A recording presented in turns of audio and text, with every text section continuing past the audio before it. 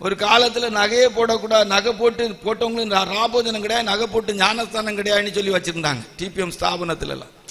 இன்னைக்கெல்லாம் நகை சும்மா சர்வசாதாரணமாக எல்லாம் அன்னைக்கெல்லாம் பார்த்தீங்கன்னா ஒரு வேறுபாட்டின் ஜீவியம் இருந்து. இப்போ என்ன வேறுபாடு? ஒன்றும் கிடையாதுங்க. பெரிய உபதேசம் இருக்குது, ஒன்றும் அங்கே ஒர்க் அவுட் ஆக.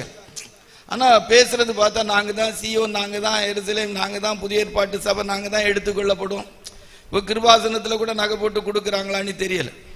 ஒரு காலத்தில் கிருபாசனத்திலையும் கிடையாது, இப்போ இருக்கான்னு தெரியல. இருக்கிற பாஸ்டர்ஸை பொறுத்து ஒரு வேளை எடுத்துக்கலாம், கொடுக்கறது சரி தப்பு இல்லை அப்படி இருந்தாங்க. நாங்கள் உபதேசத்துக்காக நிற்கிறோம், நாங்கள் தான் சத்தியம் பேசுகிறோம், நாங்கள் தான் இப்படி இருந்து.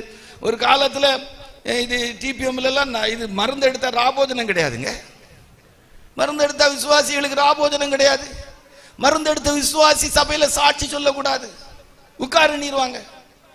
மருந்து எடுத்து சுகம் பெற்ற உனக்கு எப்படி ஏசு சுகம் தந்தார் நீ சாட்சி சொல்லலாம், நீ உட்கார சொல்லி இருக்கிறாங்க. இப்போ அப்படியெல்லாம் நான் சில ஸ்தாபனங்கள், நான் எங்க ஸ்தாபனம் ஒரு காலத்தில் ஒரு 10-15 வருஷத்துக்கு முன்னால வரைக்கும் டிபிஎம்னா, இப்ப எங்க டிபிஎம் எங்க எல்லாமே நான் என் கவனிச்சு பார்க்கணும் நாட்கள்.